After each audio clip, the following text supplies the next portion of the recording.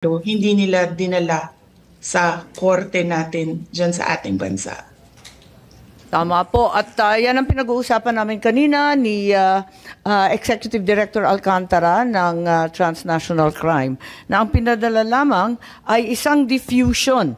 Ito ang kauna-unahang pagkakataon na ang warrant of arrest was honored by a member state. Samantalang diffusion pa lang to, wala pang compliance review, wala pang ibinibigay sa secretariat ng Interpol, walang task force yung Interpol at walang kaalam-alam yung commissioner ng Interpol.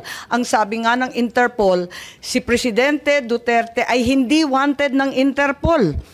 Wanted daw siya ng ICC. Pinadala lang daw sa kanila. As a matter of fact, under Article 97, Section 4 of Interpol's own rules on the processing of data, it is very clear that there are so many requirements before any action can be taken.